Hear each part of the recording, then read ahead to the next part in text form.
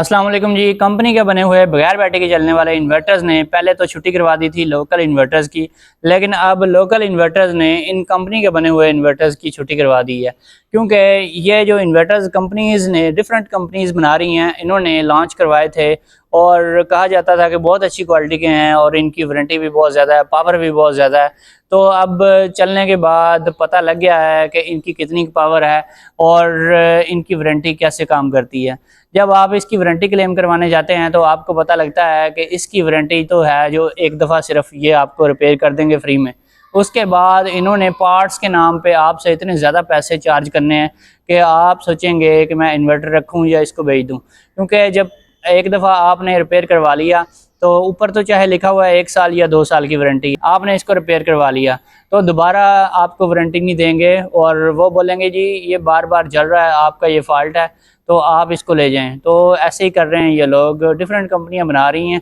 और इसमें दूसरी बात ये है कि PV9000 लिखा होता है ऊपर, इसकी कोई पावर नहीं लिखी होती, PV9000 लिखा जाता है, जिसका मतलब ये है कि सोलर का जो MPPT चार्ज कंट्रोलर है उसकी पावर इसकी 9 किलोवाट की पावर मिलनी चाहिए आपको, लेकिन ऐसा हरगिज़ नहीं है। अगर 9 किलोवाट की पावर आपको मिल रही होती तो फिर इसकी आउटपुट की जो पावर है आपको 35 से 36 या 40 एम्पेयर तक मिलनी चाहिए थी, लेकिन 9 किलोवाट का ये है ही नहीं। ये मैक्सिमम 5.5 से 6 किलोवाट तक का लोड उठाता है, जो कि 25 से 26 एम्पेयर बनते हैं। और इसकी साइड पे जो डाटा शीट है उसके ऊपर भी 25 से 26 एम्पेयर इसका लोड लिखा हुआ होता है। तो जो लोकल इन्वर्टर बनाए जाते हैं उसमें 8 IGBT वाला अगर आप एक इन्वर्टर लेते हैं जिसमें वोल्ट्रॉनिक IGBT यूज़ किए जाते हैं तो उसके ऊपर भी 25 एम्पेयर से 26 एम्पेयर का लोड इजीली चल जाता है। और इसके अलावा लोकल इन्वर्टर्स में अगर आप बहुत अच्छी क्वालिटी के इन्वर्टर्स लेते हैं तो उसमें मॉड्यूल यूज़ किए जाते हैं और मॉड्यूल की पावर बहुत ज़्यादा होती है। आपको पता है उसमें 100 एम्पेयर का मॉड्यूल भी होता है, 200 एम्पेयर 400 एम्पेयर का भी होता है, तो वो तो पावर बहुत ज़्यादा बनती है। वो उसमें आपको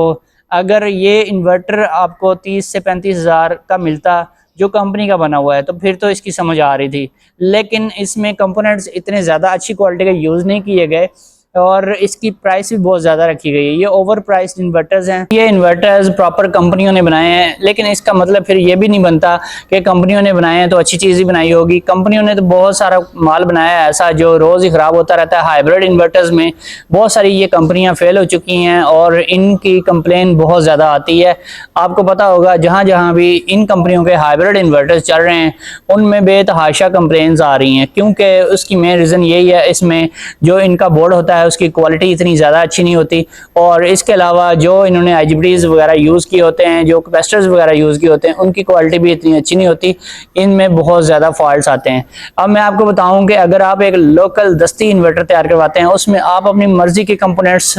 लगवा सकते हैं, छोटे बड़े और अच्छी क्वालिटी के लो क्वालिटी के, वो सब कुछ आपके हाथ में होता है। उसमें लेट्स सपोज अगर आप IGBT यूज़ करवाते हैं, IGBT जो है वो मेन पुर्जा है जिसने सारा लोड उठाना होता है। अगर आप उसमें IGBT एक सस्ते वाला लगवाते हैं तो उसकी जो प्राइस है वो बहुत ज़्यादा कम हो जाती है। अगर आप उसमें वोल्ट्रॉनिक IGBT लगवाते हैं, वोल्ट्रॉनिक IGBT उस IGBT को कहा जाता है जो नाइट्रोक्स वगैरह या फिर IP65 इन्वर्टर्स या फिर इस टाइप के जो इन्वर्टर्स होते हैं जो लॉट में से आते हैं उनके सर्किट्स में से निकले हुए होते हैं, ये यूज़ में आते हैं और ये इम्पोर्टेड होते हैं, तो इनकी क्वालिटी बहुत ही अच्छी होती है। ये किसी भी IP21 इन्वर्टर में आपको नहीं मिलेंगे और ना ही ये कंपनी के बने हुए जो लोकल इन्वर्टर्स का मुकाबला करने के लिए बगैर बैटरी के चलने वाले बनाए गए हैं इनके अंदर भी ये IGBT नहीं पाए जाते। अगर वो वाले IGBTs आप लगवाते हैं तो आपका इन्वर्टर टेंशन फ्री चलेगा और उसकी पावर भी बहुत ज़्यादा होगी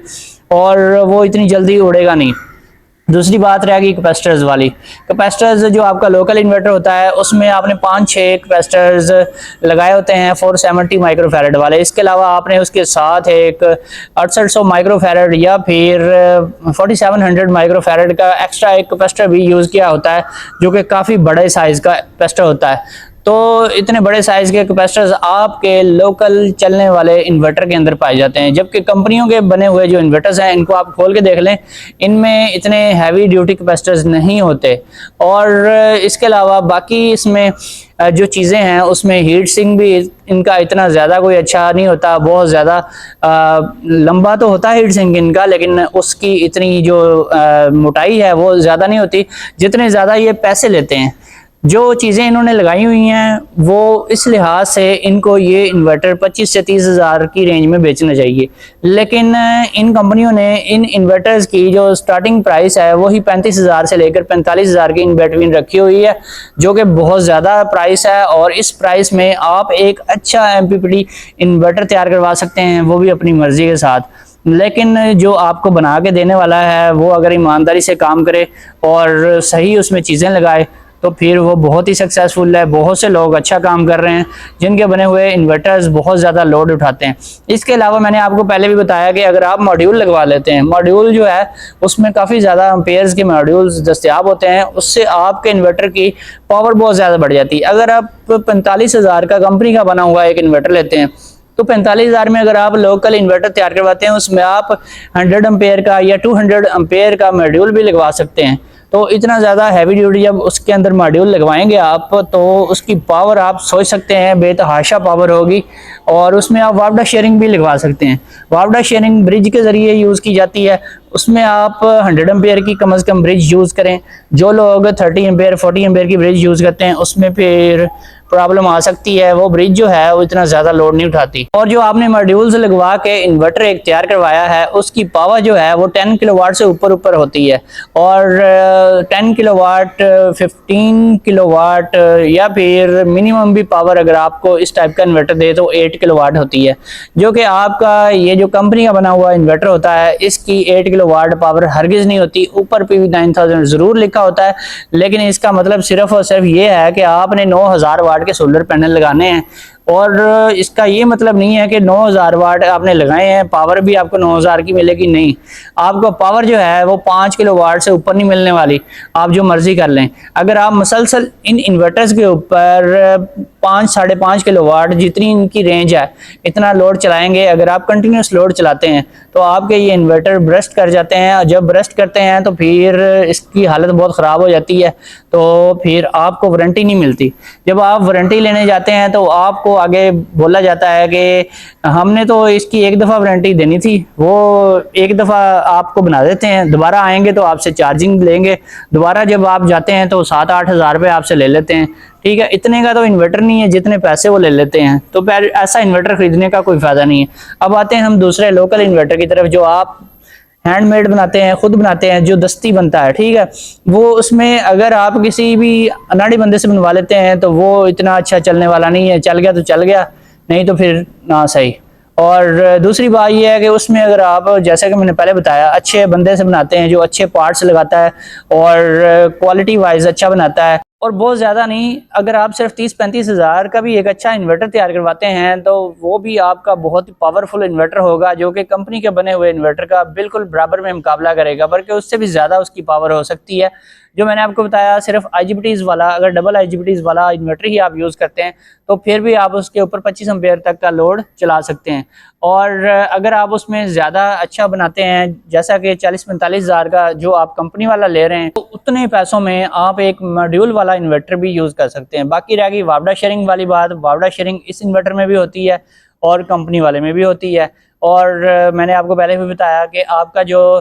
لوکل انورٹر ہے اس میں آپ بڑے سائز کے کیپیسٹرز لگا لیتے ہیں، جس کا آپ کو سب سے بڑا بینیفٹ یہ ہے کہ آپ اگر کوئی ٹارک لوڈ موٹر وغیرہ چلاتے ہیں تو وہ بھی ایزیلی چل جاتی ہے، اگر آپ نان انورٹر اے سی چلا لیتے ہیں تو وہ بھی بڑے کیپیسٹر کی وجہ سے چل جاتا ہے۔ اس کے علاوہ باقی جو اس میں آ رہی ہے جو کمپنی والا انورٹر ہے اس میں 2 پلیٹوں سے بھی سٹارٹ ہو جاتا ہے، تو آج کل بازار میں ایسی کٹیں مل رہی ہیں جس کو آپ اگر آپ اپنے انورٹر میں لگائیں گے تو وہ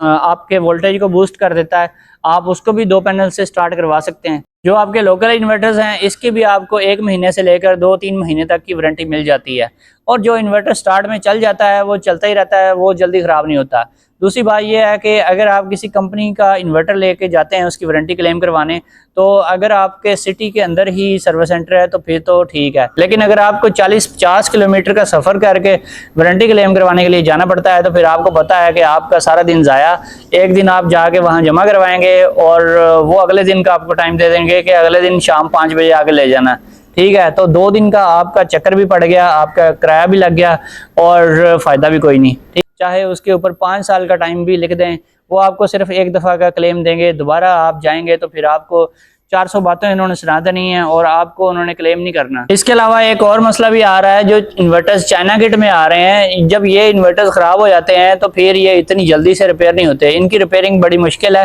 اور اس کے علاوہ ان کا جو پرنٹ ہوتا ہے، ان کا پرنٹ اگر ایک دفعہ ڈیمیج ہو گیا تھوڑا سا بھی، تو آپ کا جو سارا بورڈ ہے آپ کو چینج کرنا پڑ جائے گا۔ جب آپ کا بورڈ ہی سارا چینج ہوگا تو اس کا مطلب ہے سارا انورٹر کی چھٹی ہوگی اور آپ کا انورٹر فارغ ہو گیا، پھر وہ آپ کا انورٹر کہیں سے بھی ریپیئر نہیں ہوگا۔ جبکہ آپ کا جو سادہ انورٹر ہے اس میں ایک پی سی بی بھی سادہ قسم کا ہوتا ہے،